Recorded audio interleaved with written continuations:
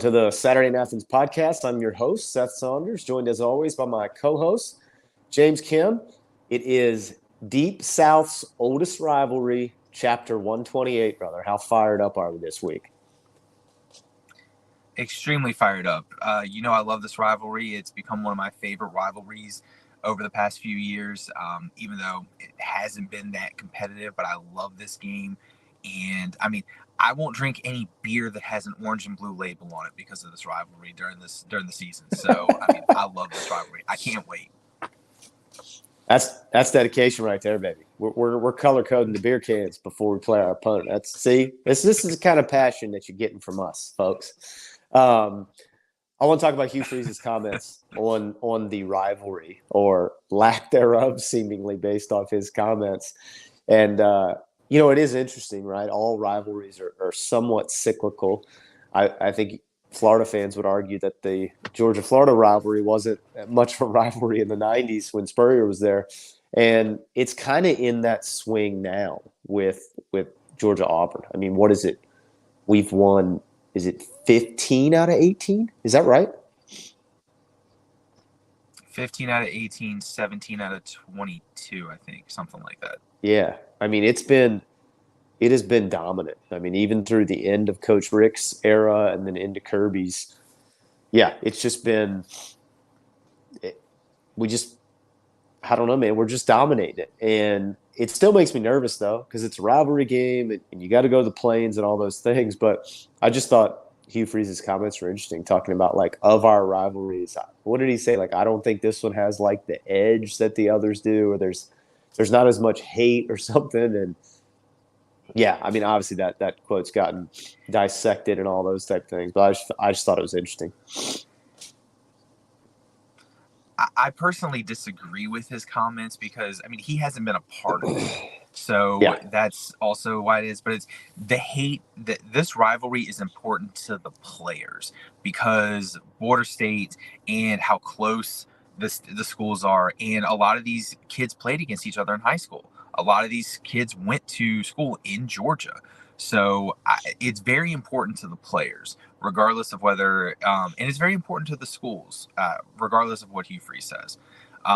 It may get to the point to where it's not as big a deal with the transfer portal and, Georgia recruiting more countrywide now, but still right now it is important to these players. That's evident from the guests that we have, that this is a lot of people still say from the former players still say that this is their favorite rivalry. This is the one that they look forward to the most. So until that changes, I think this is one of the more important rivalries that Georgia has. That's a great point. I mean, look, if you look across the spectrum of the guests that we've had on the show over the 3+ years that we've been doing this, it is, and it's not close. The answer to what's your favorite rivalry that the Dawgs have from the Smart 16 is it's Auburn. I mean, that is the answer that we get most often. And I think you and I have both been surprised by that. I think our expectation was, and maybe it's our own bias, was that it was going to be Georgia, Florida, but that has not been the case, man. I mean, it has been Auburn in a runaway. So, yeah, I think this is a big deal. I will say this. I hate, and I don't use the term lightly, but I capital HATE, hate, that we are playing this game September 30th. It doesn't feel right. It will never feel right. Like, this is a November game, and it should be a November game. And I don't know, man. I hate that it's not. So that piece of it sticks in my craw a little bit. I feel the same way about Tennessee, the inverse, though, right? Yeah. I hate that game is now in November. Yeah, like this vicinity of the season should be Tennessee territory. I don't like it. I like the rhythms and flows of the schedule looking that way each year. And so I don't like that, man. I don't understand why that rivalry, why the Georgia-Auburn rivalry is always like at the centerpiece of these conference shifts, like whether it's scheduling and we got to go to the Plains 2 years in a row, or whether it's scheduling and they flip it to where Auburn's now going to be in September each year. Like, I don't know why that is all happening and materializing. And it's all coming from Auburn, right? Like the reason they moaned about where it was originally was because, like, well, there's some years where we have to play Alabama back to back or 2 out of 3 weeks or whatever, and it's like I don't really care. Like, figure it out. Why do we have to change everything? Like, I don't know. I hate that. Well, let's talk about something we've talked about a bunch is Lad's health. So it seems like Lad is practicing this week. I will be a little surprised if he plays Saturday. I think this is kind of a let's get him moving, see how he responds, all those type things. They can't feel like they need him to win on Saturday, right? Like it doesn't feel like that type of game to me. Is that how it feel to you? I think we're starting to enter that territory where we're going to start to see Lad dress out, but I don't think we're going to see him play yet. I think that Lad is probably we're looking at cocktail party. That's my gut feel. But I would not be surprised if we see him dress out the next couple of weeks, and like get into warm-ups and stuff like that, just to kind of get him back in the normal game time routine. And then he'll start to practice more and more. But I would not be surprised if we don't see him back before cocktail party. That's assuming he doesn't have a setback. But it's, as I said when we were talking about Muse after week 2, without Lad, we're starting to see more of the offense click with the other receivers. We're starting to see more of Lovett in that role. I mean, Ra and him play different positions, but Ra is starting to get more run. And we're starting to see a lot of other people. I mean, this is the 3rd straight year in a row we're playing the majority of our season without our number 1 wide receiver. So, and we're running through our schedule right now, knock on wood. No other team in the country can say that 3 years in a row. So maybe 1 season, but not 3 years in a row. But I don't expect him this week. I'd be shocked if he's back next week for Kentucky. I really think realistically we're looking at cocktail party. Yeah, and I'd be all right with that. Because my thing is, like, what's the cost benefit on this, right? Is with it being a back, I just feel like any contact, if it's not fully ready to go, makes you a little bit nervous. And I would much rather have him for that 4-game stretch with Florida, Mizzou, Ole Miss, Tennessee than I would for Auburn, Kentucky, Vandy, right? And so I think you and I both probably feel pretty comfortable that they've got the weapons in place to win on the Plains Saturday against Kentucky between the hedges and then obviously against Vandy and Nashville. And so then that gives you like a 4-week, 5-week buffer before cocktail party, and you would hope that's enough time to get him feeling right and ready to rock. So, I mean, dude, that would be a boon that week to get him back and to get Amarius back for that offense, right? Yeah. Plus, to your point, I do in some ways think it could be a hidden benefit. And that is we're getting other guys in positions to make plays and getting reps and all those type things. So to your point, Dom's getting a ton of run, which I think we knew he would based off comments throughout the summer and then fall camp. And then the one that has surprised me, and I've said this a couple times, is Ra. I just thought based off trying to read between the lines of what Kirby had said throughout the offseason that Ra just wasn't up to speed, like wasn't picking up the offense, whatever it may be. And, man, he has been flashing everywhere. I mean, how many big plays has he had? It seems like every game when they need something, he's the one getting it. And I think some of that is that's the type player he is. I think he showed that at Mississippi State last year. And, you can't teach that. And so, gosh, that's been outstanding. And I also think the healthier that Brock gets and the further into the season we get and the more they feel like they can lean on him, the better that will be too. Because, yeah, man, that receiving core, the depth is key. And that's even with Dylan Bell having to run in running back's room. You know what I mean? So we've been fortunate, I think, in that aspect. How about on the Auburn side of things? And I think we talked about this a little bit last episode, but that offense, man, I think that's why I don't have a ton of anxiety about this like I normally do. Because if I was asking you, okay, homie, who scares you on Auburn's offense? What's your answer? Uh, the little running back, Hunter, 27. He's a threat to take it anytime he touches the ball. That's it. Their offensive line is not very good, so the threat of him actually getting a hold to do it is slim. But he is a threat because of his speed to actually take it. I mean, he was really good. He's been really good for them the past. I think he's a junior now, but he's the only one that scares me. If he gets in space, he's dangerous. And that's fair. I guess my follow up to that would be because of the way their offense is currently constructed and how they've been forced to call plays because of the play at quarterback. I mean, dude, even against A&M when they were trailing, they threw the ball 23 times total, 40 run rushes to 23 passes in a game that they were never winning. And so I just have questions about how viable is that against a team like Georgia where they just go, okay, cool. We'll just stick 7 in the box and we'll stay man on the backside and we feel great, you know? And so Yeah. I don't know, man. I don't see the path forward for them. 2 Power 5 opponents, they put up 14 points and 10 points and did not look great doing it in either one of those affairs. And so in some world, they're going to, against the number 1 team in the country and one of the best defenses in the country, do more than that. I don't see it, man. I think this is one of those affairs where Georgia is going to have to shoot itself in the foot so many times just for it to be a close ball game. Like, dude, I'm talking muff punts and fumble and all these different type things are going to have to happen.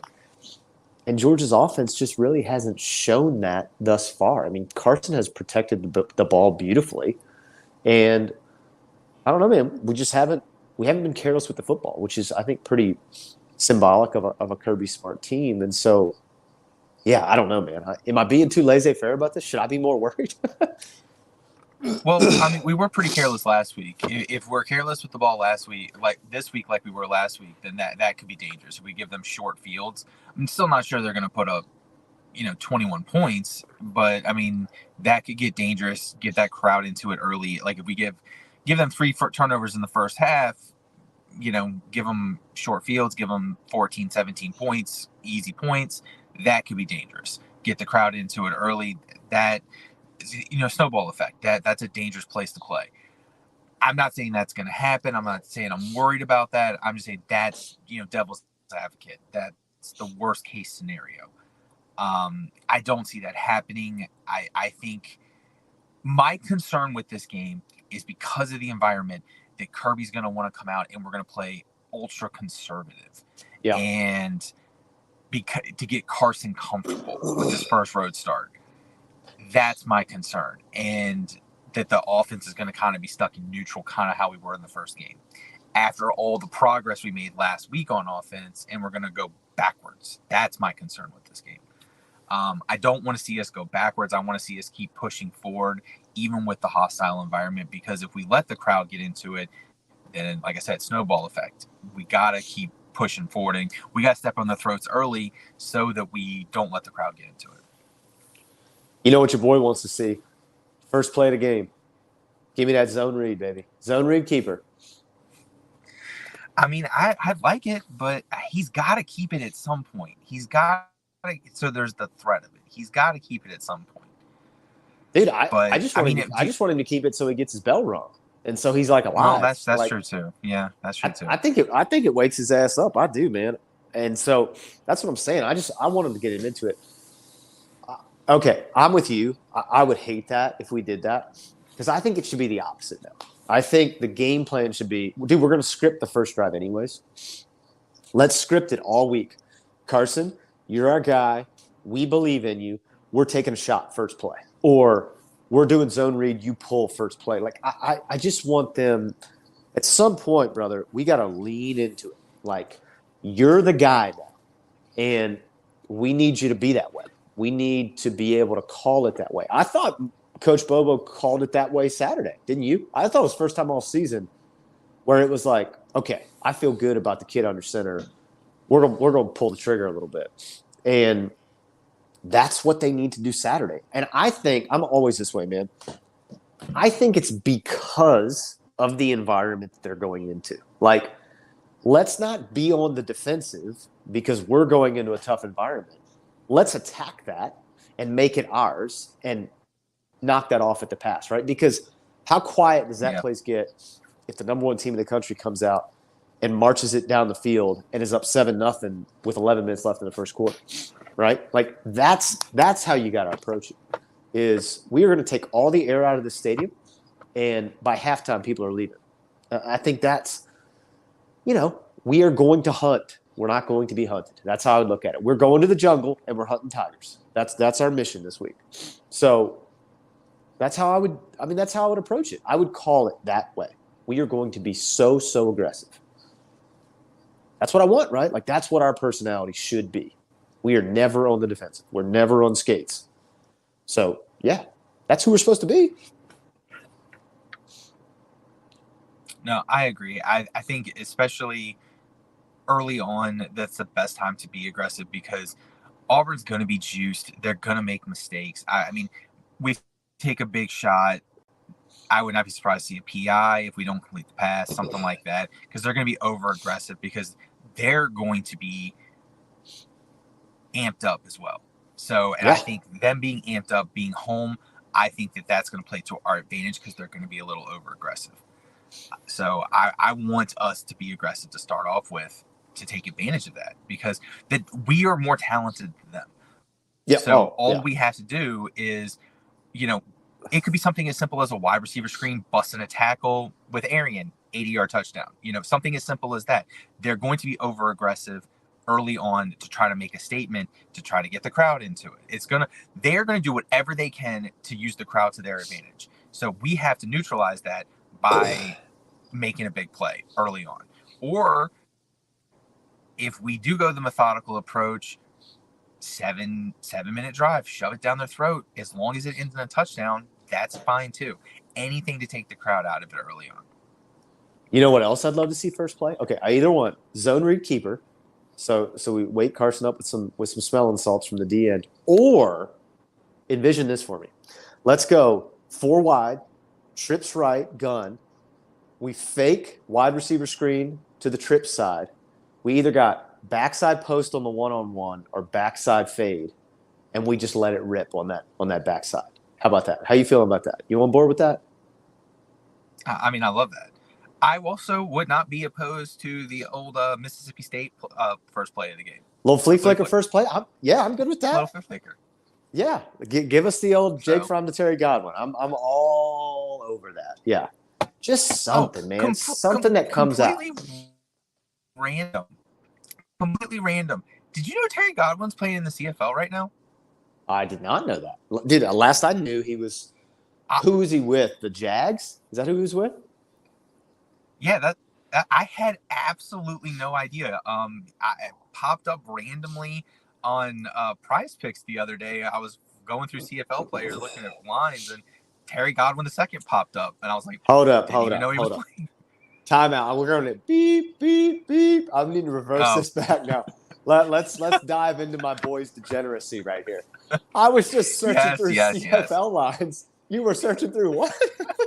How deep are we going down the wall here, brother? On Prize Picks, not game lines. Lines for players' props. Yes, I was doing that for CFL when there's for Prize Picks. I am a degenerate. CFL player props. My man is degenerate, capital D. I'm so here for it, though. God, I'm so proud of you. I just love it. That just makes my heart happy on the inside. Yeah. Oh God, that made my day. Yeah. What a hot start to a Wednesday. God, I love that. Well, on that note, speaking of degeneracy, let's pick some games, my friend. Yeah. Great segue. We were talking about this off air. This is not nearly as hyped up as last week's slate was, but homie, this is a real good slate of games. Like, a lot of matchups that I'm real excited to watch. And every time slot throughout the day, you could plant your behind on the couch and not leave till 11 o'clock Eastern, and you're watching something good all day long. I mean, it's going to be awesome. So many good starts. And the one we're going to start with is Friday night. We kind of talked about this last episode, and I think it's really, really interesting given where Utah sits at quarterback. But, dude, Utah going to Corvallis. Beavers coming off a real tough loss to the Cougs in Pullman. And Oregon State is a 2.5-point home favorite against undefeated Utah. Kind of a get-back game for the Beavs and DJU, trying to get back on the right side of the ledger. And then, dude, Utah got a ton to play for, right? They got everything in front of them. And have we heard any word on Cam Rising? I haven't heard anything this week. No, as of Wednesday morning at 7:53 a.m. No, there's been no word on whether he's going to play or not. And I honestly don't expect him to play against. I don't think they're going to put him out against that buzzsaw of a defense first. I don't either. I really don't. So because of that, I'm going with the Beavers. I'm going with the Beavers because of that. After watching a lot of Utah last week, and their offense is just it's bad. UCLA's defense is not that good, and their offense is without Cam Rising. Just it's in reverse. Really, it's just not good. They have no vertical passing game at all. Their running game without him, because there's no real threat of the quarterback run, is pretty much non-existent.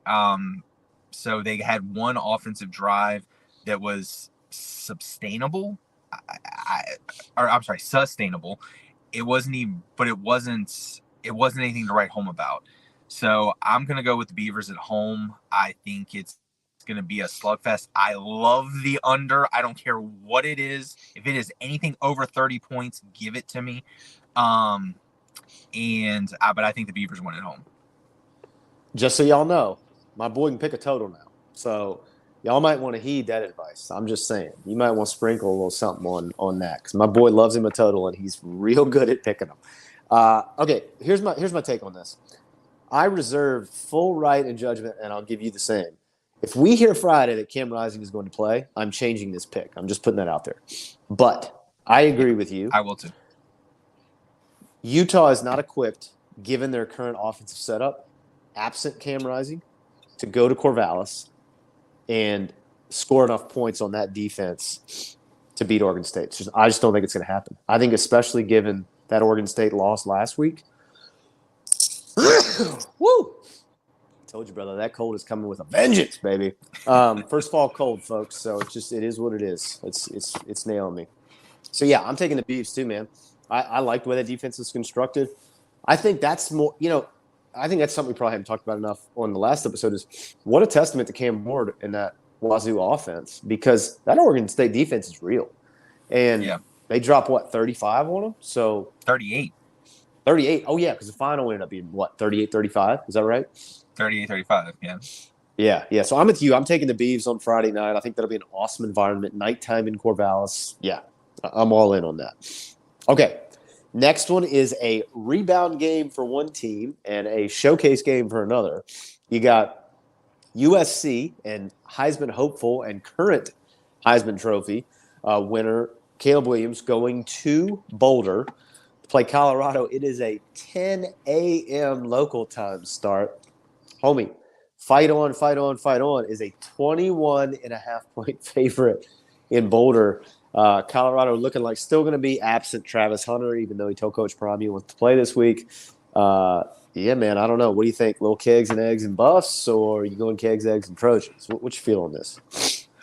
I don't really have a feel in this game. If Hunter was playing, I'm on the buffs all day long. And I'm very torn on this. I don't like the 10 a.m. local start. I'll be honest. I'm not a big fan on that. I hate noon kickoffs. So a 10 a.m. local start really don't like. Yeah. But USC's defense does nothing for me. But I'm not a big fan of Colorado's offense without Hunter. I mean, I know they ran into a buzzsaw last week against Oregon. But I'm not sure that their defense is not going to stop Caleb Williams in USC. They are not. They are going to give up a ton of points. But I'm not sure if they're going to score enough points to keep this within 3 scores without Hunter. I don't love this pick, but I'm gonna go USC and give up the points on this one. I'm not real confident in it though. God, isn't this a pick your poison game? I mean, USC's defense is trash. It really is. They looked super, super pedestrian, I thought, last weekend. And Colorado got absolutely steamrolled in Eugene. I mean, they did not even look like they belonged on the same field for the entirety of that game. I will say, though, I think there were so many factors that converged to create that result. And one of them, obviously, no Travis Hunter. The other is you're going to Eugene, notoriously tough place to play. You got a really motivated team, and you have a leader in Dan Lanning who is able to utilize all that juice and get his team super locked in, super motivated to come out and play. Dude, they played at their ceiling for that ball game, you know? And how often does that actually happen? So yeah. I think that is a bit of an outlier. This is a massive number for a home team that does have some skill talent. I think USC undoubtedly wins the game. I just am a little hesitant that Colorado is going to come out 2 straight weeks and lay an absolute egg. I'm going to keep having faith in Coach Prime and what they're doing there. And I think, you know, they got punched in the mouth and they just never got back up. I mean, that's kind of – and that happens. And that's a learning experience, I think, for your football team is to go, look, we're facing a little bit of adversity.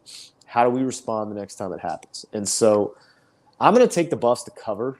I'm with you, though, man. I do not feel great about this. I have no feel for it, and I would feel way, way better about it if Travis Hunter was playing. Because the other thing about this is I thought the offense didn't look great, but I also think he allows them to play defense differently because you can essentially put him on an island and say, we're going to deal with everything else over here. And so it's just a different look, man. Also, I think Shiloh got hurt on Saturday too, like had kidney problem or something like that. So he did, but I haven't seen any. There has been really no word about his availability at this point, one way or another, and it's been kind of like a day-to-day thing. Yeah, so I mean, that makes me obviously nervous if 2 of their starting DBs aren't playing, but I'm gonna go with it. I just think home field, they got to come back and kind of stand up a little bit. This is a pride game, so I'm going to take the Buffs in this one. All right, next one, man. This has turned into my favorite game of the week just because of the quotes out of Coach Stoops. But Florida going to Lexington to play the Wildcats. Kentucky is a 2.5-point home favorite. Mark Stoops was asked this week about the noon kickoff and said, I have full faith in the people of Kentucky getting up early and pounding some beers. And then when asked a rebuttal question about it, he said, oh, and wait, I didn't mean to be discriminatory. I also have faith in them drinking some bourbon. Which somebody got to put that on a T-shirt, homie. Like, if you're a Kentucky fan, what a badge of honor to wear. So I'd wear that shirt. Me too. That shirt. I would too. As a Dawgs fan, I would wear it. So, yeah, how you feeling on this? It's a funky number. So, which basically means that Vegas thinks on a neutral field this is a toss-up game. And I'm not so sure this is a toss-up game. What is Florida? Who is Florida? Yeah. This is not an indictment against Kentucky at all. Like, this is strictly on Florida. I feel like everybody's basing Florida off of that 1/2 against Tennessee. Yes, they did beat Tennessee for 4 quarters, but they really beat them in the first half. And then they held on because Tennessee basically dominated the second half and then shot themselves in the foot every time they got inside the red zone. And instead of taking points, they just went for it on 4th down every single time trying to play catch up. I'm not sold on Graham Mertz as an SEC quarterback. Kentucky can run the ball. I don't like Florida's defense that much. I think Kentucky wins. I think they cover. I don't. The number's funky to me though. That makes me, the numbers what makes me nervous about this, not the teams. I think Kentucky wins. I think they probably win by 10 points or so. I don't like the number. The number makes me really nervous about this game. I'm with you on Florida, man. Who are they? What is that offense? What is their identity? I don't really think they have it yet. I'm with you, man. I I don't believe in Graham Mertz. I'll just put it that way. And that no indictment on the kid. I mean, dude, he's played a ton of college football, so he's obviously a great player. I just don't think he's the guy that's going to take you where you want to go. And so that's kind of where I sit on that. I think Kentucky has its own questions, though. Their offense has not been, I would say, dynamic, which I think is kind of what they are, though. I mean, even with Will Levis and all, I feel like the hype with him, I was never scared of that offense. And I don't feel much differently now. I think this is one of those grinded out type games. Maybe we're looking at like 21-17 or somewhere in there. I think Kentucky's going to be who Kentucky is. I think that's the difference. Kentucky knows who they are. We want to play defense. We want to punch you in the mouth. We want to establish the run. We want to control the clock. And that's who they are. And I think that is enough to beat this iteration of the Florida Gators. So I'm going to take Kentucky. Kentucky going to be undefeated, coming between the hedges to play the Dogs. Maybe get a little SEC Nation there. Who knows? Maybe we'll even see College Game Day roll into town. But yeah, I'm going to take the Wildcats, and I also have faith in the people of Kentucky to slug some beers, drink some bourbon, and get after it at Kroger Field on Saturday about lunchtime. So yeah, I'm taking the Wildcats too. All right, next one. I think a really fun matchup: Texas A&M playing Arkansas, neutral field, AT&T Stadium, home of your boys. A&M is a, let's see here, 6.5-point favorite. Is that right? Yeah, I think that's right. 6.5-point favorite, neutral field against Pig Suey, Coach Pittman's Razorbacks. What's your feel on this? Once again, I don't understand the number. Did Vegas not watch the games last week? Even though Arkansas lost, they played much better against much better competition than A&M did.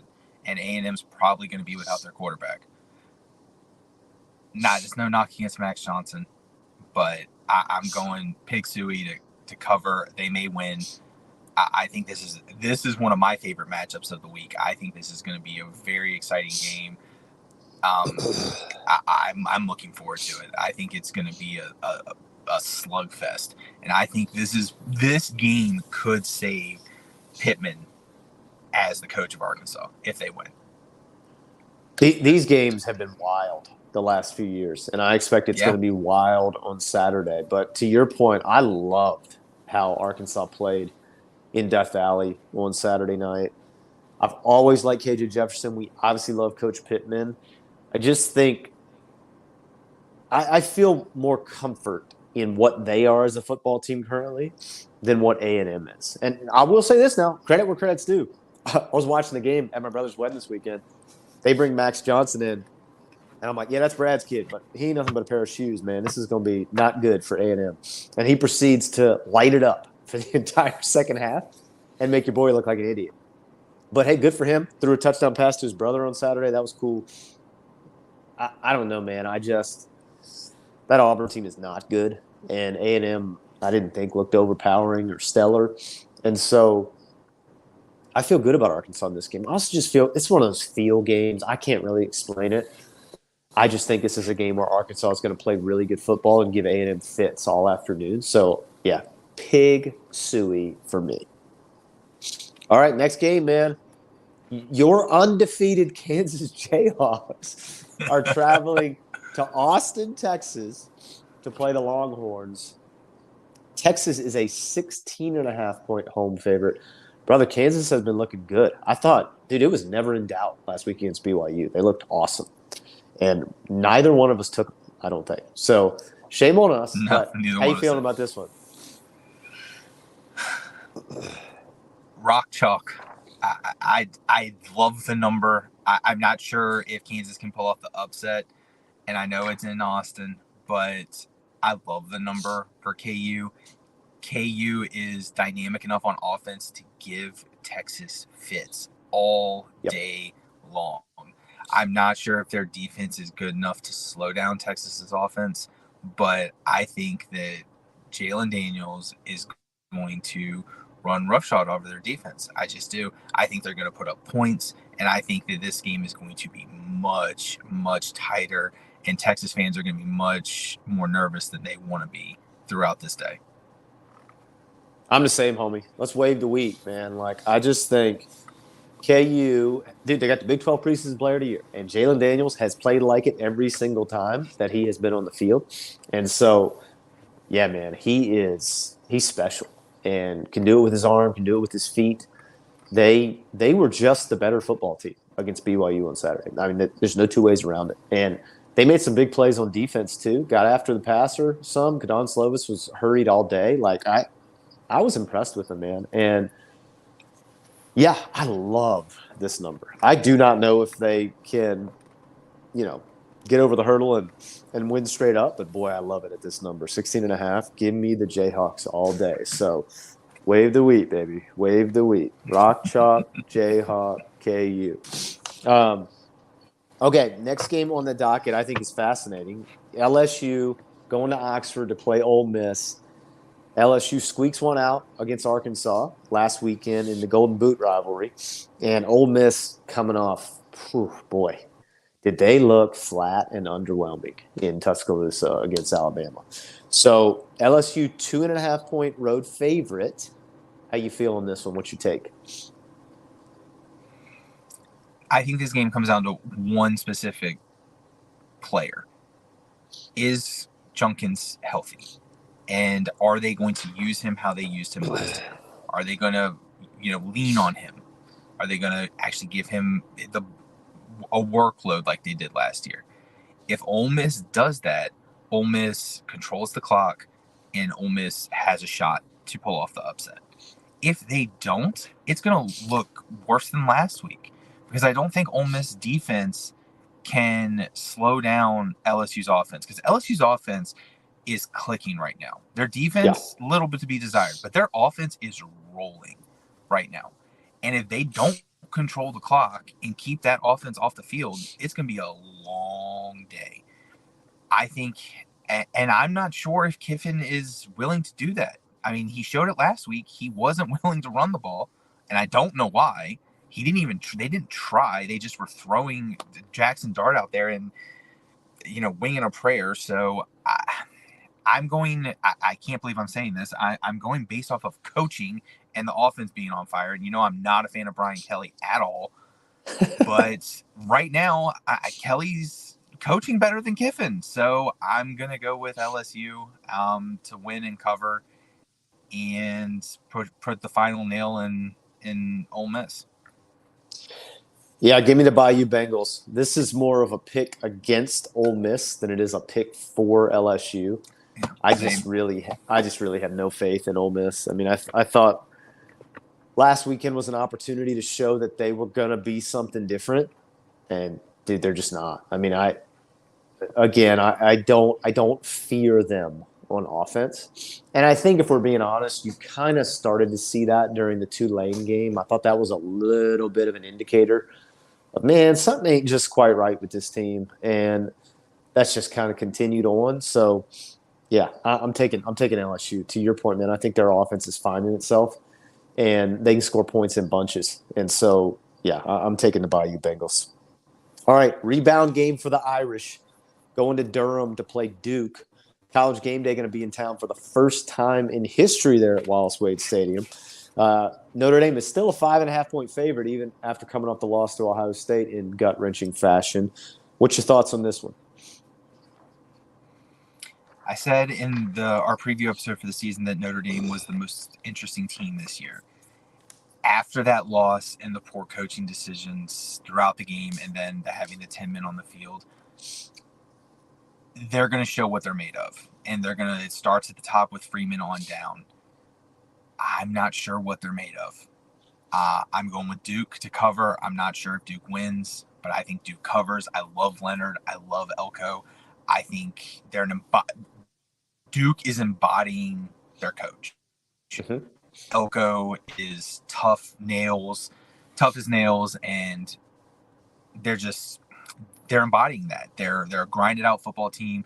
They're relying on Leonard to, make the big play when it's there, not make mistakes. And I'm not sure if Notre Dame is, embodying their coach, or just kind of going to fall apart at this point. So we'll see on Saturday, but I don't think that I would not be shocked if Notre Dame falls apart at this point after the gut-wrenching way they lost that game. I did not like Notre Dame's offensive game plan on Saturday. I didn't like it at all. I want them to put more on Sam Hartman and try to open that offense up, which I know is not the personality of that university and all those things. But, like, dude, they just didn't look scary to me at all. Like, and I think Mike Elko is going to have a defensive game plan drawn up that is going to stop their running game, put it on Sam's shoulders. And I just don't know if the way their offense is constructed currently, if they're built to win that way. And, dude, Duke knows who they are. They know what they have in Riley Leonard. They run the offense accordingly. And that defense plays hard-nosed, man. I'm with you. I think they embody the personality of their head coach. They believe in themselves. And they have an identity. You can see it when you watch them. They know who they are. They feel very confident in who they are when they step on the field. Man, that matters. And I'm with you. I don't know if they win straight up because, again, the talent gap is still there from a roster perspective. But I love Duke to cover this number, man. I think this is a 3-point game somewhere in there, one way or the other. And, yeah, I like the Blue Devils in this. Okay, South Carolina heading to Neyland to play the Vols. Tennessee is a 12.5-point home favorite. Spencer Rattler been having a great year, had another good game on Saturday against Mississippi State. Tennessee finally looked a little more like themselves against UTSA, but I think maybe that's more of an indictment of UTSA just because I think they're not where they've been the last couple of years, and obviously Frank Harris's health contributes to some of that. But where are you sitting on this? I cannot believe these words are going to come out of my mouth, but I'm going to pick the team with who I think has the better quarterback, and I'm going with the Gamecocks and Spencer Rattler. At least who the quarterback that's playing better right now. Milton obviously had a really good game last week. That's not a question. But he hasn't run that offense as efficiently as Hooker did last year. Yeah. And we've talked about this several times that, you made the comment that you think as the season goes along that people are going to realize how important Hooker was to that offense. Yep. And I completely agree. And Rattler, really, other than that second half against Georgia where he was, just getting blitzed and flushed every single play, has pretty much been lights out all season, which just pains me to admit. But I'm going with the Gamecocks. I would not be shocked if the Gamecocks pull off the upset. I'm not really sure if it would even be really considered an upset after last season. But I think that South Carolina covers the spread. I'm with you. I love this number for South Carolina. And I'm with you. It's for the same reasons. They have the better quarterback. And let's have another conversation. At this point in time, they've got the best performing wide receiver in the Southeastern Conference. I mean, yeah, this Spencer Rattler, Xavier Legette duo has been explosive. And he looks very much like a Sunday player to me. Xavier does. I thought that against Georgia. I mean, he high points the football. He's got great hands. He's a good player. And I think the issue, though, and I'm confident I'm covering. I'm less confident I'm winning straight up. I think South Carolina's issue was, and will be for the entirety of this season thus far. Dude, they don't run the football. And so if you draw up a proper game plan to defend Spencer and make him uncomfortable, they have issues because they have no other answer, okay? It's Spencer or nothing. I mean, they're not going to run the football on you. And so that gives me a little bit of pause because I think you can try to take away some things. And if you get after him and flush him, it's also a tough road environment. They played at Williams-Brice last weekend, so give some credit to that. That's where the game was against Tennessee last year. I think they're absolutely a different football team there. But, until we see differently, I am not a buyer on this season's Tennessee Volunteers yet. So I'm going to take the Gamecocks and the points. I like them to cover this a lot in Neyland.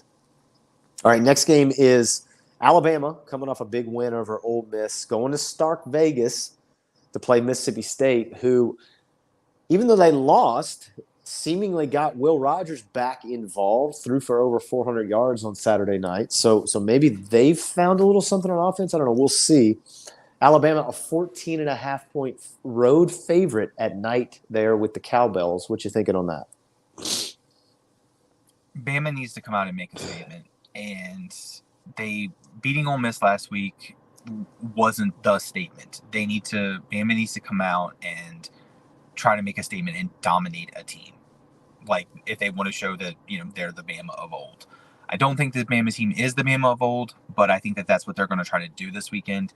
And let's face it, Mississippi State just isn't very good this year. They're just not. They don't know who they are.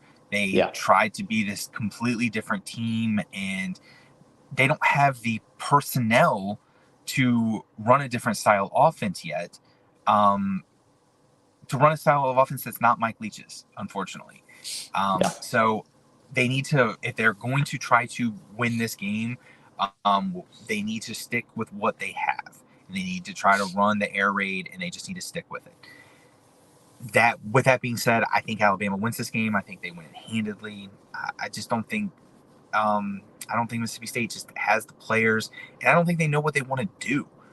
If this was Mississippi State last year, I think Mississippi State covers easily. But I don't see it this year. I'm taking Alabama too. I think they discovered a little something in the second half of that Ole Miss game. I think they have. I've said this all season. Okay, Jalen Milroe should be their quarterback. He is the best quarterback they have on the roster. They've got to cater what they do offensively to what he does well, and that is give him some options with his feet, give him some passing opportunities to take big shots with that big, powerful arm, and then let's limit the amount of decisions that he has to make, because I think he showed again last week with the pick in the end zone that he is prone to turning the ball over. And so let's just limit that, okay? Let's put him in good situations so that he can succeed. I just think they're going to be way too much for Mississippi State. To your point, they don't know who they are. We don't know who they are. And that's a problem, especially when you're playing an Alabama team who's feeling itself a little bit. And I thought that second half looked as close to being Alabama as they have all season. And so, I feel good about them going into Starkville and taking care of business. All right, last game on the docket. Deep South's oldest rivalry, Chapter 128. Dogs going to the Plains for their first road test of the season. And this is, for me, a little bit of a bellwether, so we can figure out who we are a little more and who Carson is going to be in an adverse environment. So I'm super fired up for this game, just because I think it's gonna tell us a lot more than what we know now. Dogs are a 14.5-point road favorite. How you feeling this one? I think the Dogs win. I think it's competitive for probably 10 minutes, a quarter, and then the Dogs run away with it. Auburn's just not a good football team this year. They don't, as I've said several times, they don't have the type of quarterback that Freeze wants to run his style of offense. And it's just an indictment of what they think of Robbie Ashford, because Robbie Ashford has the legs that the type of quarterback that Freeze wants, but they're starting Peyton Thorne, who doesn't. Yeah. So he must have really been unimpressive in camp, because Ashford started last year. And we saw how that went. And I don't think that this game is close. Unless the Dogs, like you said, shoot themselves in the foot multiple times, this game's not going to be close. There's going to be people leaving early third quarter, and the Dogs should run away with this one. Yeah, I agree. I think they cover this. I feel good about them covering this. Auburn is not a good football team. They're just not. I mean, and I think that was to be expected with the transition. And I thought that the addition of Peyton Thorne was not who they needed in the transfer portal to fit what Coach Freeze wants to do. And again, they just don't have. It's a Jimmy's and Joe's conversation, and they just don't have them against this Georgia roster. And so I think it is, to your point, I think maybe it's tight. I think it just depends how Georgia decides to come out. Are we going to come out and be aggressive and assert ourselves and say, we're the defending champs, we're the number one team in the country, and we're here to act like it, then, dude, I think it could be over very early. And that's what I hope they do. So, but I'm looking forward to this game to learn some more about what the 2023 Georgia Bulldogs are and what they can be. And so I hope this is a game where they further discover their identity and kind of plant a flag in the ground that, hey, America, we're still here. They're going to get that 3:30 showcase on CBS. And, yeah, man, I feel good about it. I feel good about the Dogs covering, and I think it's going to be a fun Saturday for the Bulldog faithful. So, again, still a little salty this is happening now instead of November, but it is what it is, homie. All right, man. Well, that's it. That's all we got this week. Hopefully the boys have a turnaround week on their picks and we kind of tear it up. I'd love a 10-0 week this week. That would be spectacular. So if I get a 10-0 week, though, I'll still go up another game on you. So which would be better for me. Yeah, see, I need it, man. I need a comeback like nobody's business. I'm getting butt whooped right now. I can't have all that. So, all right, homie. Well, can't wait to watch the Dogs on Saturday. I'm sure you and me will be firing texts back and forth. But until our recap episode next week, y'all, go Dogs. Go Dogs.